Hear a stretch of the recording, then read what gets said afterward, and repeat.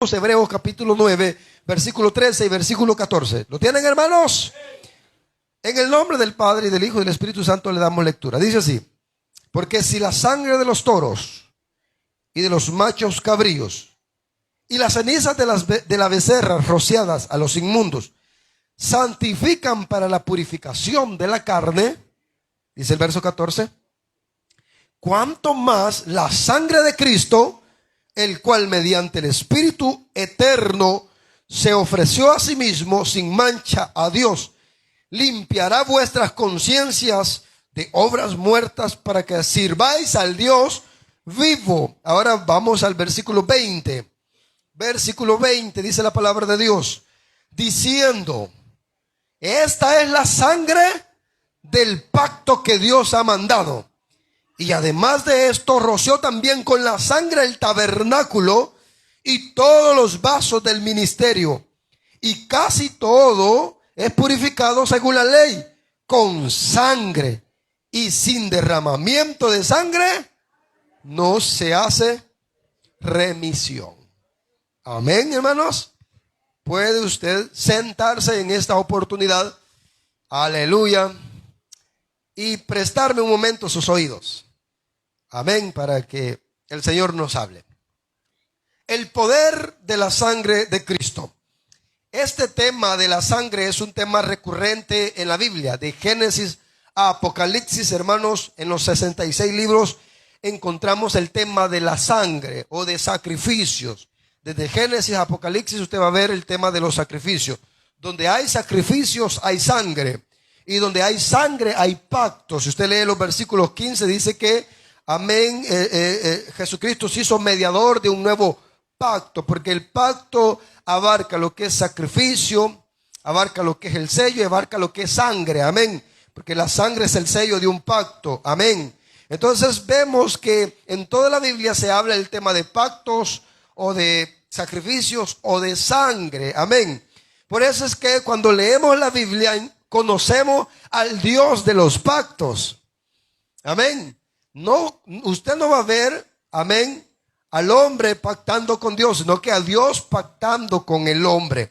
Hay 8 pactos en la Biblia y precisamente con la cena del Señor, que es lo que este día vamos a conmemorar, con la cena del Señor conmemoramos el nuevo pacto, amén. ¿Cuál es el nuevo pacto? Bueno, el nuevo pacto es el derramamiento de sangre que Jesucristo hizo para el perdón de los pecados del mundo entero. Amén, hermanos. Sin embargo, cuando hablamos de la sangre de Cristo, nos encontramos con un tema que tiene ciertos misterios, pero también que tiene un gran poder. ¿En qué radica el poder de la sangre de Cristo? Amén. El poder de la sangre de Cristo radica desde la perspectiva en que yo he estudiado este tema en 4 áreas que vamos a ver. ¿Cuáles son los efectos de la sangre de Cristo? Amén. Usted va a ver que Jesucristo, cuando Él pagó nuestra deuda, por eso aquí cantamos alabanzas que a veces no están tan bien, y yo lo respeto mucho, pero hay que decirlo. Hay alabanzas que teológicamente y bíblicamente no están bien. De repente hemos escuchado la alabanza que dice, hay una deuda que no hemos pagado. ¿Cuántos tienen una deuda?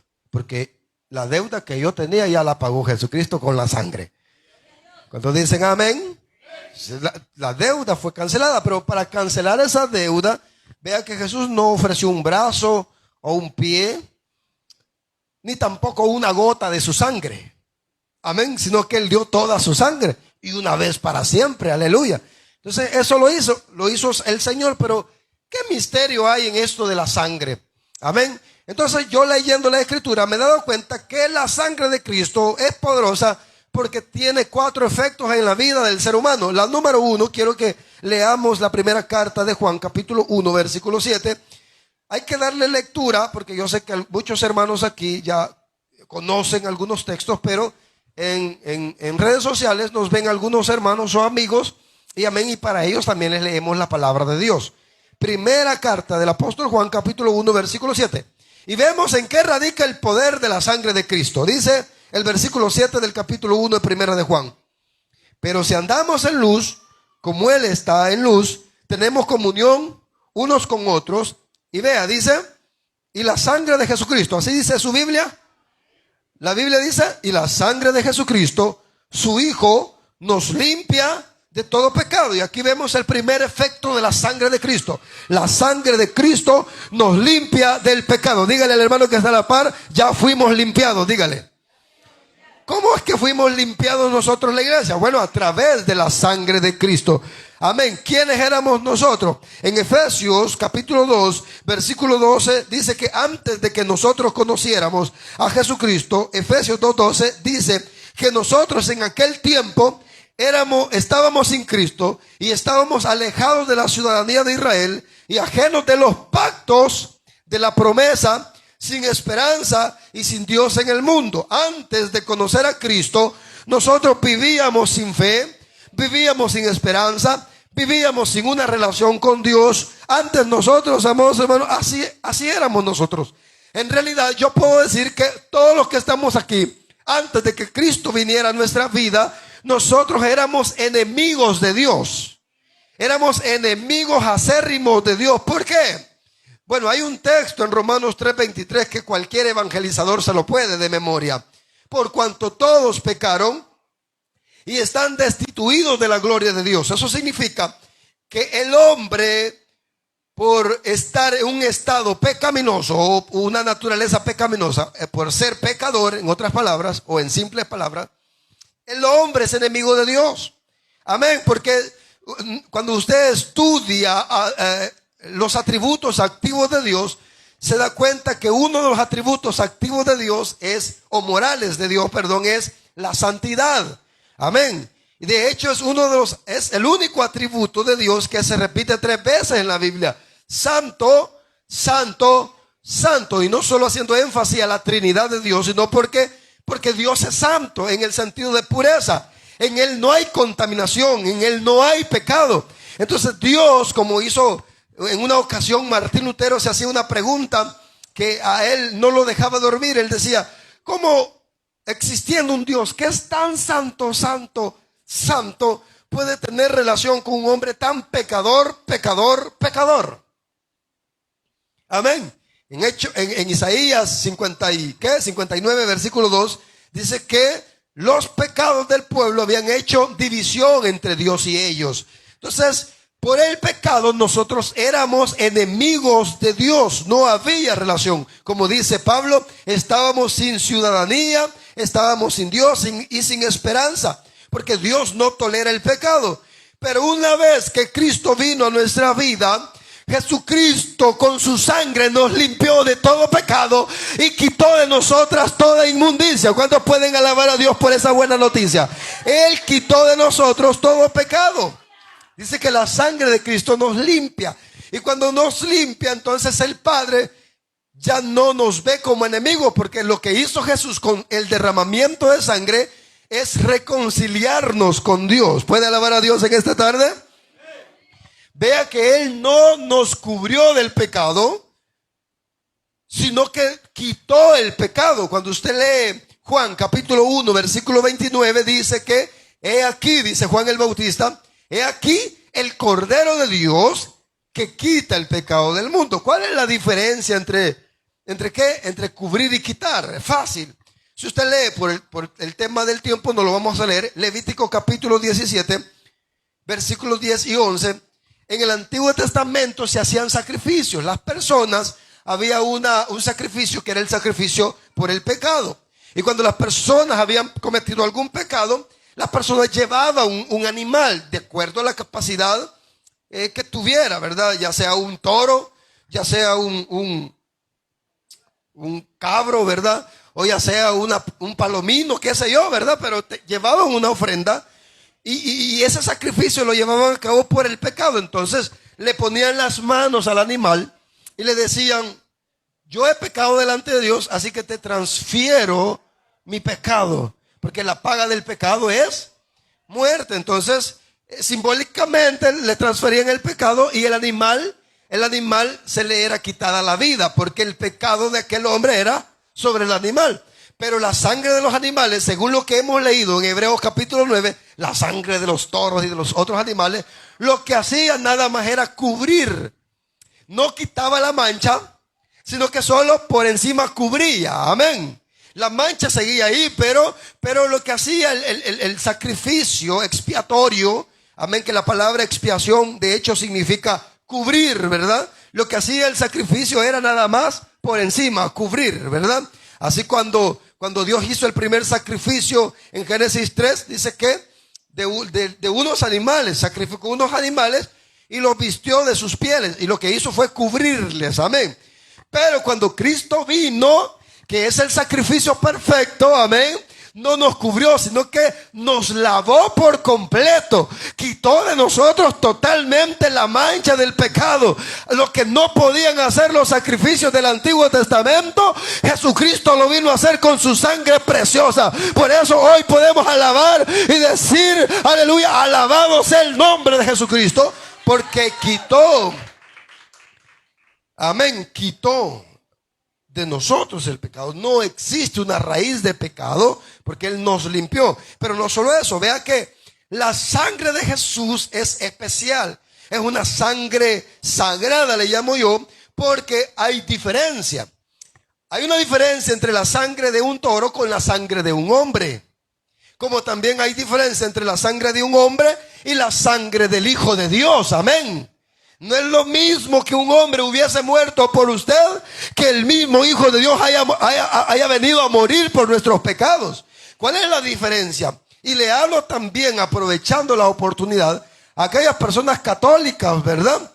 Que aquellas personas católicas que han confiado, amén, o han puesto su confianza en algún, entre comillas, santo, y dicen, no, yo soy mariano, porque yo tengo a mi virgencita santa, amén. O algunos son ¿qué?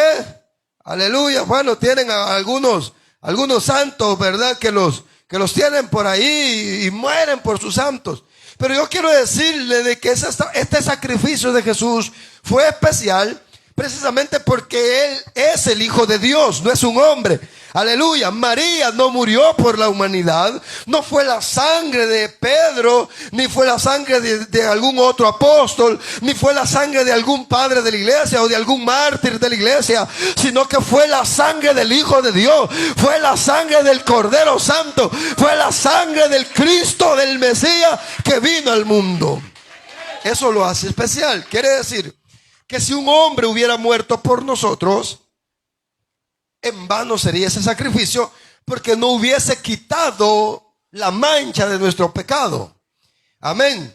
A usted no lo limpió la sangre de una gallina, no lo limpió la sangre de una vaca. A usted y a mí nos limpió la sangre de Cristo Jesús.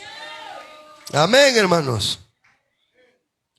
Entonces, también dice Juan, el lenguaje que ocupa Juan es: y la sangre de Cristo nos limpia.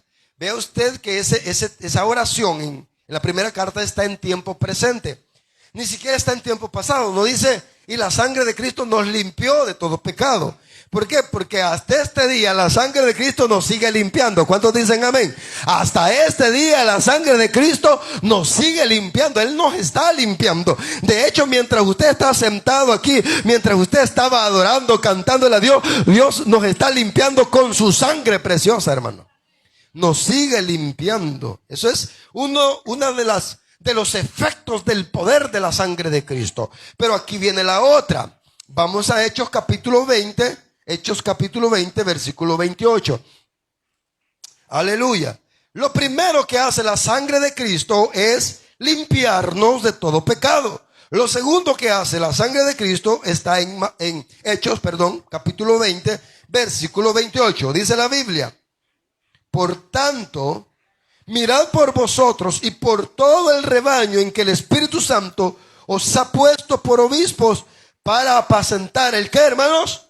La iglesia del Señor, la cual Él ganó por su propia sangre. Es decir, que otro de los efectos del poder de la sangre de Cristo es que no solo nos limpia del pecado, sino que también nos ha redimido. Amén. ¿Cuántos redimidos habemos aquí, hermanos?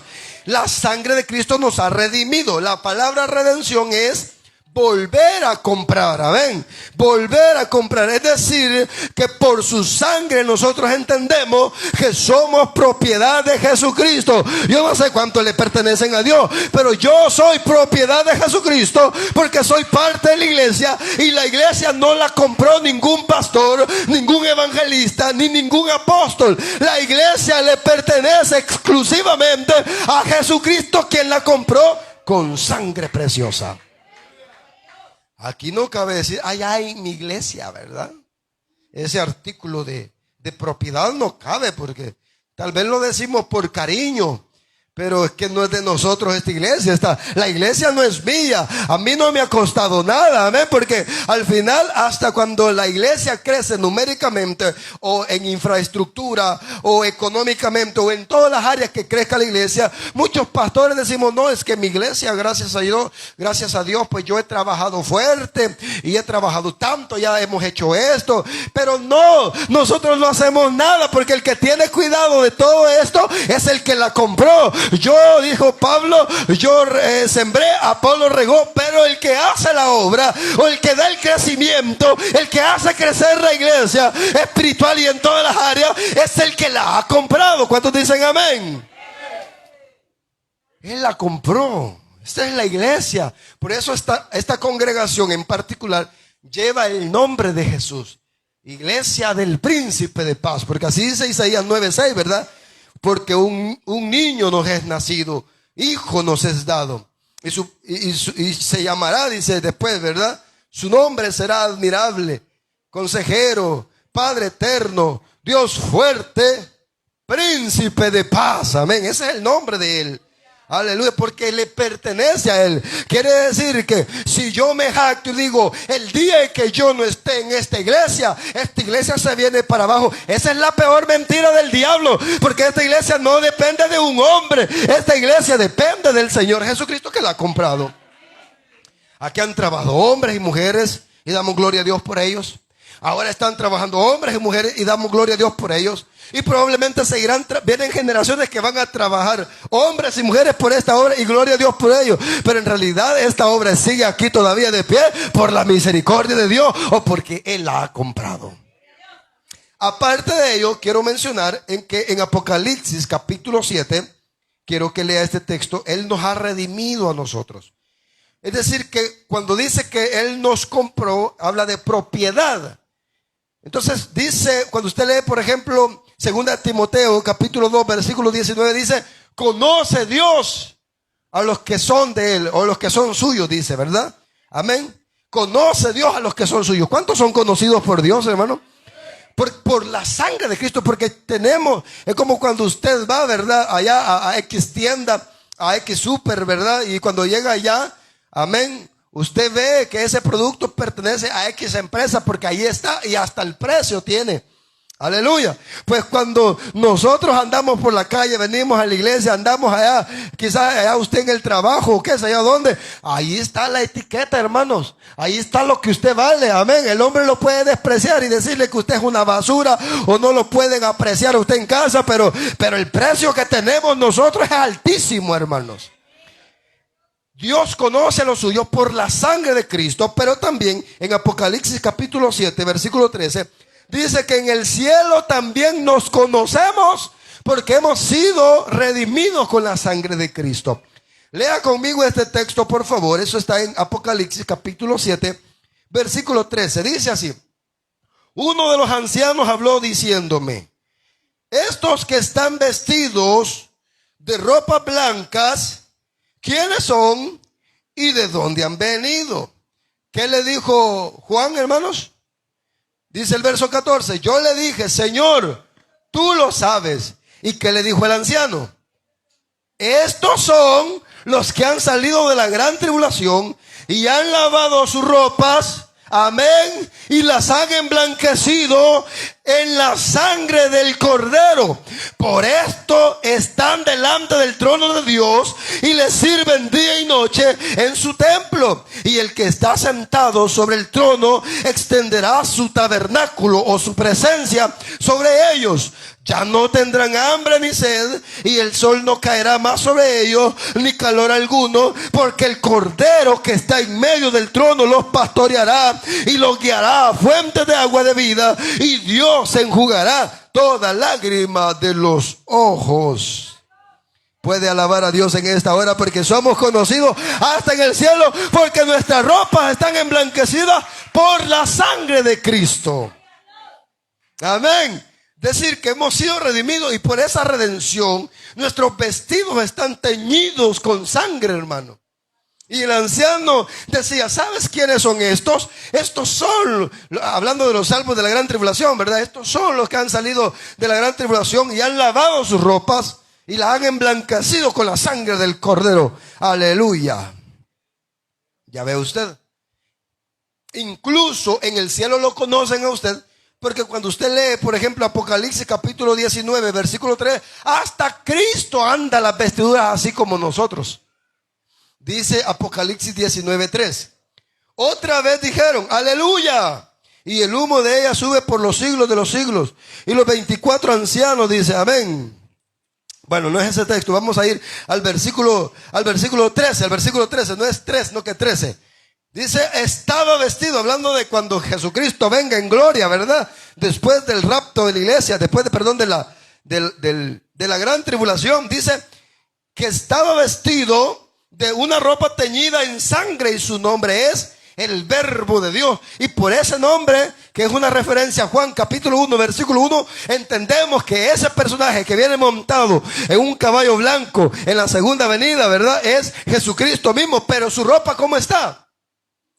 También está teñida de sangre. ¿Por qué? Porque eso es un simbolismo de que Él es el Redentor, amados hermanos. Aleluya. Y nuestras ropas teñidas en sangre significa que somos los redimidos de ese Redentor. Y gloria a Dios a ese Redentor, porque sus oraciones y mis oraciones son escuchadas, porque usted no es ningún desconocido en el cielo. Cuando usted y yo contestamos una llamada, ¿qué es lo primero que hacemos? ¿No es cierto que es ver quién es? Quiero ver quién. Y usted le dice, amén. Este número de Estados Unidos, dice, quizás esta es la respuesta que he estado pidiendo a Dios. Amén. Y ya va a sacar el lapicero y el papelito usted, ¿verdad? Hasta el DUI saca. Y no, ¿verdad? Era Omnisport. Amén. Y usted, ¿quién es este número? Dice. Y hasta para contestar, ¿cómo contesta usted? Bueno. ¿Aló?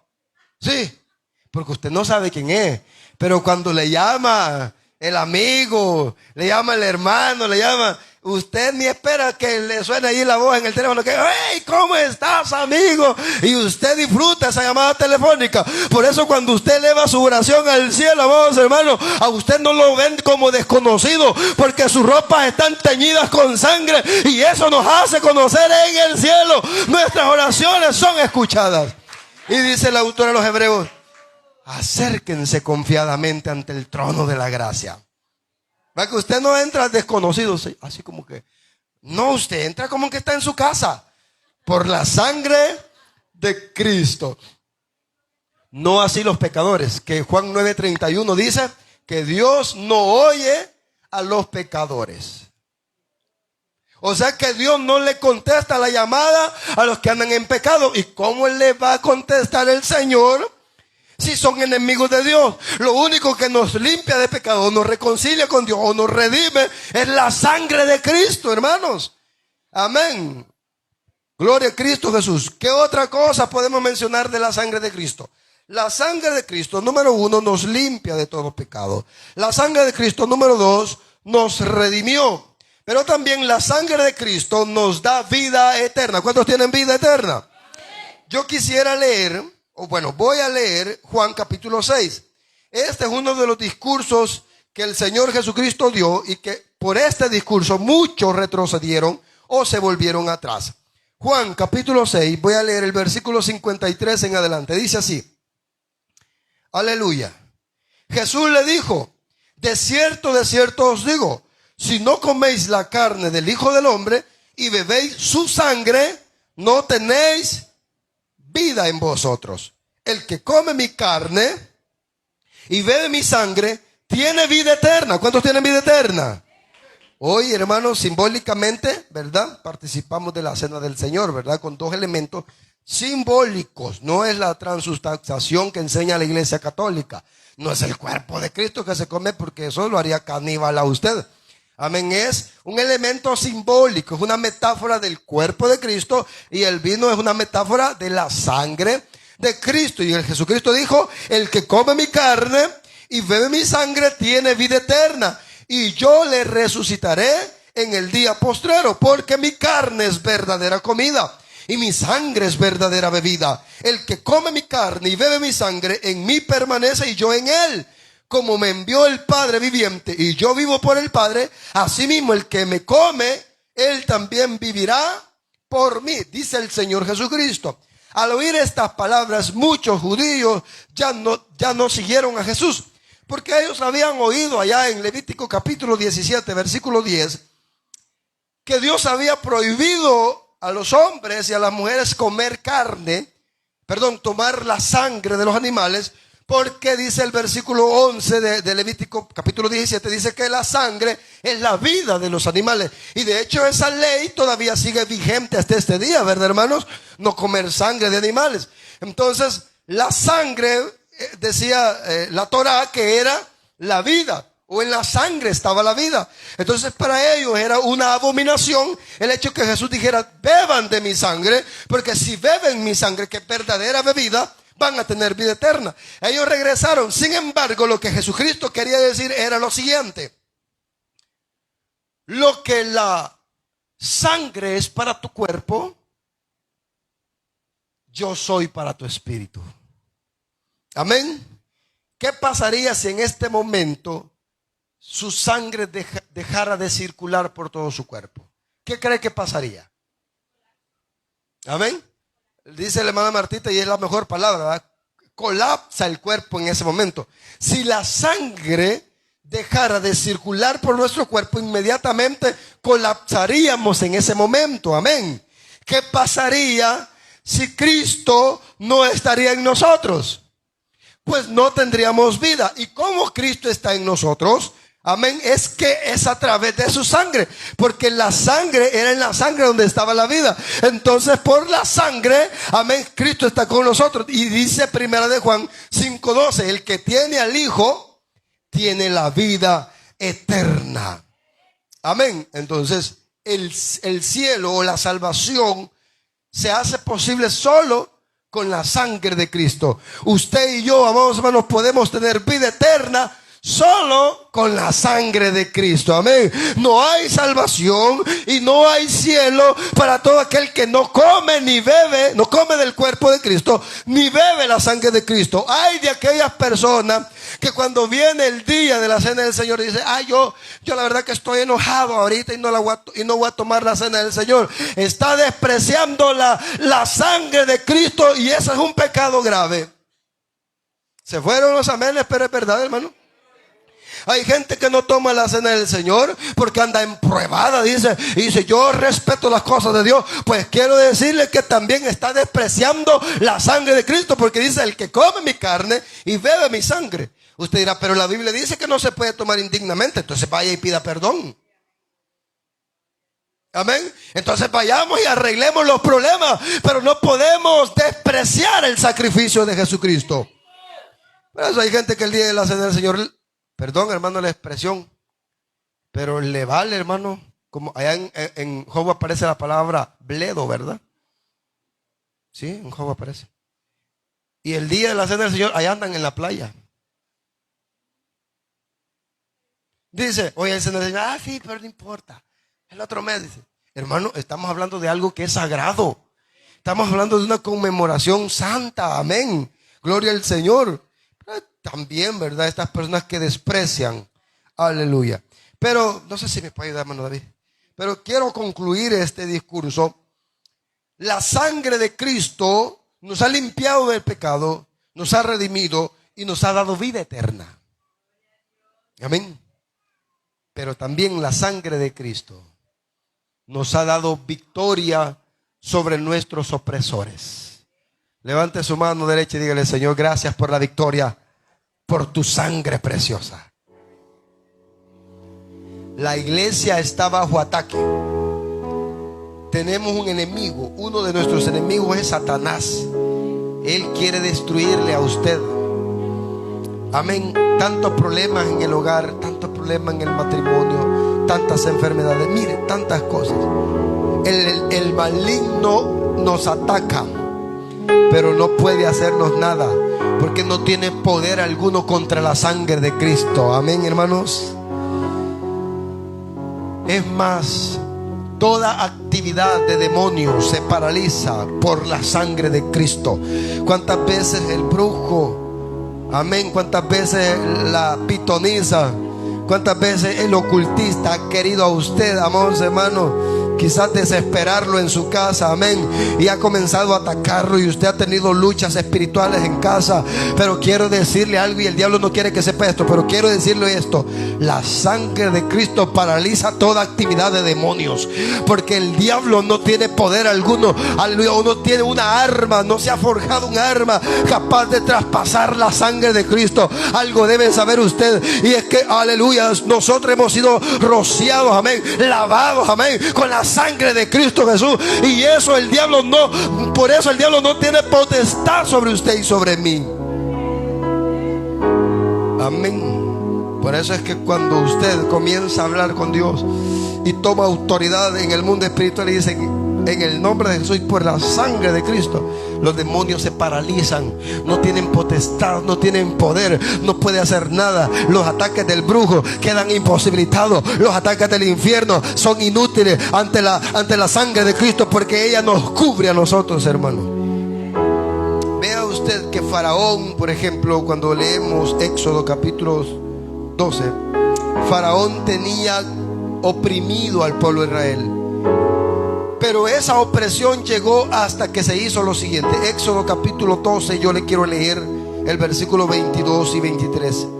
Dice 22 y 23 de Éxodo 12: dijo Dios: tomen un manojo de hisopo. Un hisopo era como una antorcha, ¿verdad? Con fuego. Tomen un hisopo y mójenlo en la sangre que estará en un lebrillo, y unten el dintel y los dos postes con la sangre que estará en el lebrillo, y ninguno de vosotros salga de las puertas de su casa hasta la mañana, porque Jehová pasará hiriendo a los egipcios, y cuando vea la sangre en el dintel y en los dos postes, pasará Jehová a aquella puerta y no dejará entrar. Diga conmigo: no dejará entrar. Diga conmigo: no dejará entrar. Yo creo que algunos son incrédulos aquí, hermanos. Dice: no dejará entrar el Señor al heridor en vuestras casas para herir. Dice la Biblia: caerán a tu lado 1000 y 10.000 a tu diestra, mas a ti no llegará. Ciertamente con tus ojos mirarás y verás la recompensa, aleluya, de los impíos, por cuanto has puesto en Jehová tu esperanza, el Altísimo por tu habitación. No te sobrevendrá mal, ni plaga tocará tu morada. Levante su mano y dígale: Señor, gracias por cubrir mi vida, gracias por cubrir mi familia, gracias por cubrir mi casa. El heridor no puede entrar, el maligno no puede entrar, porque está cubierta con la sangre del Cordero Santo. Mi casa está cubierta con la sangre de Cristo. Aleluya. Cuando llegue un espíritu, amados hermanos, de escasez, repréndalo en el nombre del Señor. Dígale: en mi casa tiene prohibido cualquier espíritu entrar, porque esta casa está ungida con la sangre del Cordero. Cuando llegue un espíritu de enfermedad, dígalo: lo reprendo en el nombre de Jesús, porque mi casa está cubierta con la sangre de Cristo. Toda opresión termina hasta que las casas son teñidas con la sangre del Cordero. Hay personas que ahorita mismo están siendo oprimidas. Hay personas que están bajo opresión del maligno. ¿Por qué? Porque es necesario que usted y yo, nuestras casas, nuestros hogares, esa puerta representa su vida, hermano. Esos postes representan su vida, hermano. Es necesario que nosotros estemos cubiertos con la sangre de Cristo. ¿Sabe qué dice el versículo 29? 12:29 de Éxodo. Y aconteció que en la medianoche Jehová hirió a todo primogénito en la tierra de Egipto, desde el primogénito de Faraón que se sentaba sobre su trono, hasta el primogénito del cautivo que estaba en la cárcel, y todos primogénitos de los animales. Y se levantó aquella noche Faraón, él y todos sus siervos y todos los egipcios, y hubo un gran clamor en Egipto, porque no había casa donde no hubiese un muerto. E hizo llamar a Moisés y a Aarón de noche y les dijo, ¿sabe qué le dijo Faraón? Que es una representación de Satanás. Les dijo: salid de en medio de mi pueblo vosotros y los hijos de Israel, e id y servid a Jehová como habéis dicho. El diablo significa que el diablo muchas veces ha querido herirnos, muchas veces ha querido vernos destruidos, muchas veces ha querido vernos tirados en el lodo, pero no ha podido. ¿Sabe por qué? Porque estamos cubiertos con esa sangre que los hebreos pintaron los dinteles de la casa y los postes, ¿verdad?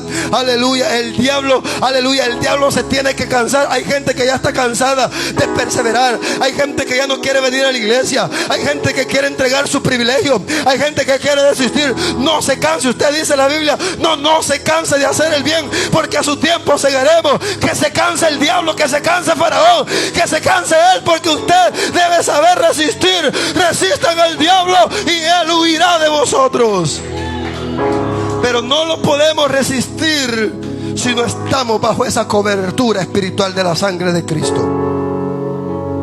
La opresión del infierno es sobre todos aquellos que no han lavado su ropa con la sangre de Cristo. ¿Cómo es que oprime el diablo a las personas? A través de enfermedades. Vea el Nuevo Testamento. ¿A cuántas personas el diablo tenía oprimidas? Mujer que estaba 12 años, hermano, con una hemorragia. La pobre mujer estaba amarilla, ya no podía caminar bien, y lo había gastado todo en médico y no podía sanar, no podía recuperarse. Yo no sé cuánto tiempo lleva usted con ese problema físico, y porque el diablo lo tiene oprimido. Por esta tarde dígale: Señor, hoy esta tarde conmemoramos que tu sangre fue derramada para que toda enfermedad desaparezca, porque por tu llaga he sido curado, Señor. Hoy usted lo puede decir. Aprópiese de esa promesa. Amén. Un hombre que tenía 38 años de ser paralítico, cuando Jesús lo ve, tuvo misericordia. ¿Usted cree que cuando Jesús lo ve a usted o me ve a mí, dice Dios: ay, que siga sufriendo? No, hermano. Si Él murió para que usted recibiese sanidad, Él murió para que usted fuese libre, Él derramó su sangre para que usted disfrute de la presencia de Dios. Así que esta tarde puede decirle: Señor, necesito que tu sangre me libere. Amén. Las opresiones del maligno se manifiestan a través de sentimientos. Hay gente aquí que no es libre porque tiene culpa, sentimiento de culpabilidad. Pasó algo en la vida y hasta este día todavía se siguen culpando. O hay odio, o hay rencor, o hay amargura. Hay gente que ha caído en depresión, y la gente que ha caído en depresión sabe lo terrible que es levantarse de esa situación. Pero solo la sangre de Cristo es capaz, amados hermanos, de levantarnos del lodo cenagoso. Solo la sangre de Cristo y la misericordia de Dios es capaz de sacarnos del pozo de la desesperación. Hay gente aquí que usted la ha visto, aleluya, cantando y alabando, pero por adentro ha querido hasta quitarse la vida. Pero gloria a Dios por el sacrificio de Cristo, su Hijo amado, porque su sangre, amados hermanos, nos ha redimido y nos ha dado victoria. ¿Cuántos vencedores habemos?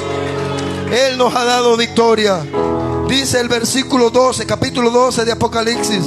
Dice Apocalipsis capítulo 12. Aleluya. Yo quiero leer esta parte. Capítulo 12 de Apocalipsis, versículo 10. Entonces oí una gran voz en el cielo que decía: ahora ha venido la salvación, el poder y el reino de nuestro Dios y la autoridad de su Cristo, porque ha sido lanzado fuera el acusador de nuestros hermanos, el que los acusaba delante de nuestro Dios día y noche. Y dice el versículo 11, y yo me quedo con esto y concluyo con esto: y ellos le han vencido por medio de la sangre del Cordero. Quizás aquí hay sordos, hermanos. Dice: ellos le han vencido por la sangre del Cordero. ¿Sabe qué nos hace vencedores a nosotros? No es su inteligencia, no es su familia, no es su nivel económico, no es la empresa donde trabaja, aleluya, no es que sus tíos están en Estados Unidos o sus hijos o sus padres, es la sangre de Cristo lo que nos hace vencedores. Dice que ellos han salido vencedores por medio de la sangre del Cordero y de la palabra del testimonio de ellos, que menospreciaron su vida hasta la muerte. La sangre de Cristo nos hace vencedores. Cuando llega la sangre de Cristo, la artritis se va. Cuando llega la sangre de Cristo, la depresión se va. Cuando llega la sangre de Cristo, se va todo demonio. Cuando llega la sangre de Cristo, la tristeza se va. Cuando llega la sangre de Cristo, hay libertad. Aquí está en la presencia de Dios. ¿Cuántos pueden alabarlo en esta hora? Bendecimos su nombre. Sea bendito el nombre de Jesús, porque Él murió y resucitó y derramó su sangre en la cruz para perdón de nuestros pecados y para que a través de su victoria también nosotros fuésemos vencedores. No le crea al diablo si el diablo le dice que usted es perdedor. Los ancianos de antes ocupaban una palabra, mamarracho. ¿Ha oído usted esa palabra? Los ancianitos de antes ocupaban una palabra, mamarracho, para decirle, referirse a un perdedor. Pero aquí no hay perdedores, amados hermanos. Los que hemos sido lavados con la sangre de Cristo, todos somos vencedores. Antes bien, por estas cosas somos más que vencedores por medio de aquel que nos amó. Su nombre es Jesucristo. Póngase de pie, por favor. Démosle gracias a Dios en esta hora. Aleluya. Póngase de pie el que puede hacerlo. Y cantémosle a Dios. Alabemos a Dios por su sangre preciosa. Hay poder en la sangre de Cristo. Preciosa sangre me transformó. Te adoramos, Señor. Preciosa sangre fluyó por amor. Te exaltamos, Señor. Sobre ti el dolor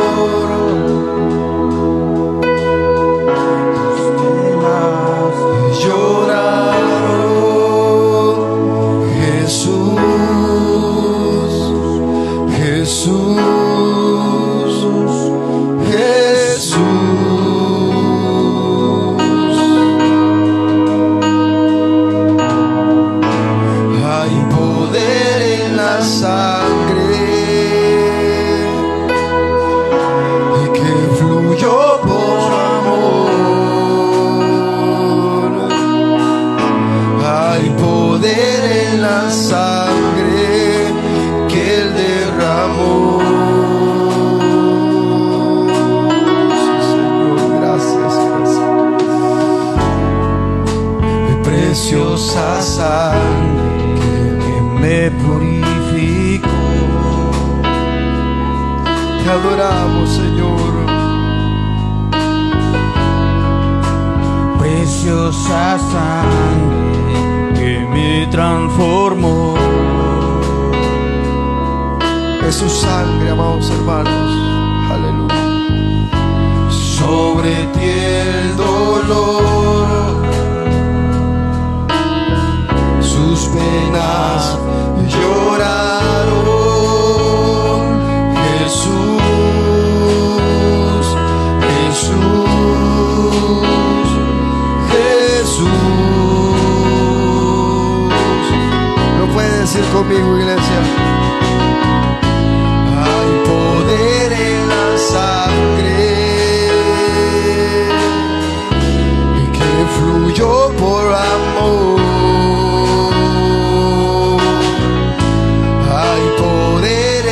Sangre que derramó. Su sangre me transformó. Su sangre me perdonó. Su sangre me limpió. Su sangre me sanó, su sangre me salvó, su sangre me transformó.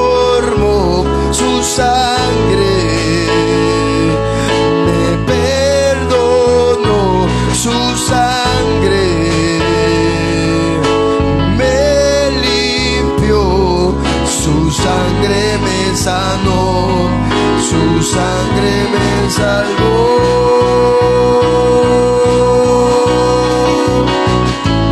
Hay poder en la sangre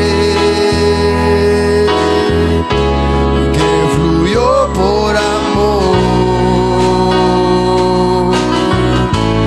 Hay poder en la sangre que Él derramó. Hay poder en la sangre de Cristo. Te exaltamos, Señor. Hay poder en la sangre que fluyó por amor. Dale gracias a Dios en esta tarde.